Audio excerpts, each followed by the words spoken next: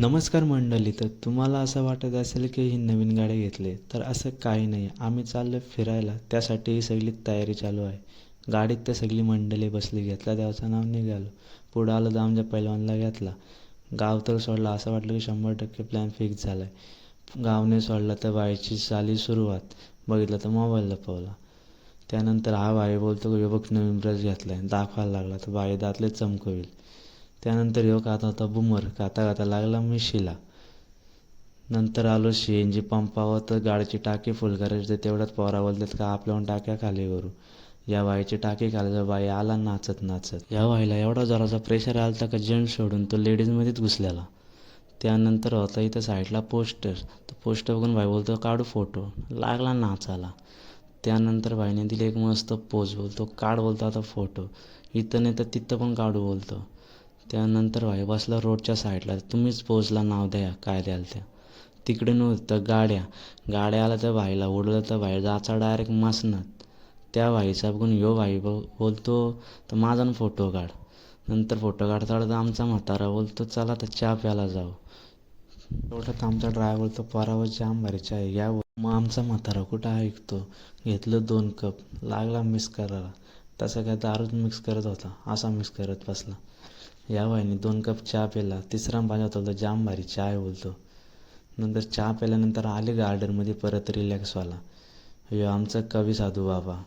बाई बोलतो जाम भारी जागा आहे बोलतो. या बाईने निवडला झाड. बोलतो काढ मस्त एक मला फोटो आता.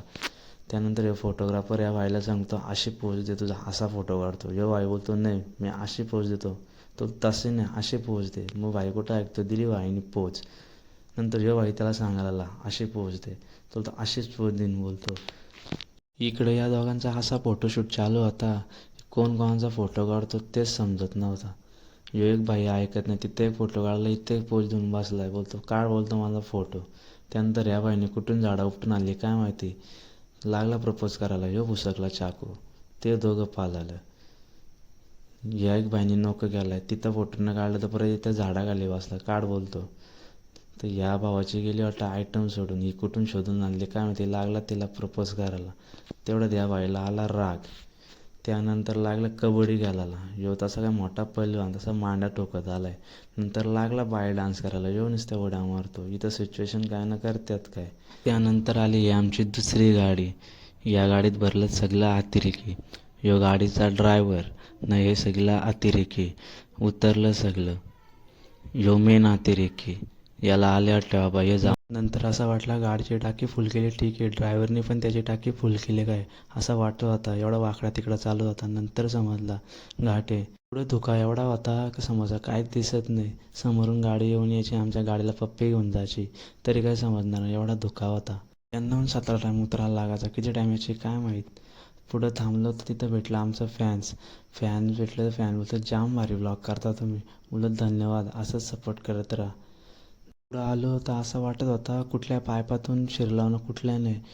तसं काही या मोठा MIDCचाच पाईप आहे असं वाटत होतं. नंतर समजलं हो तर बोगदा आहे. तर या बाईला नंतर पाहिजे होतं 10 रुपये. तर बाईला बोलले एक काम कर आमची गाडी पुसून दे मस्त. तर बाई कुठं ऐकतो. बाईने केली सुरुवात. दिलं नंतर 10 रुपये. नंतर आला आमचा लोकेशन. आम्ही पोचलो लोकेशन. तुम्ही आता वाचून घ्या. तोपर्यंत आम्ही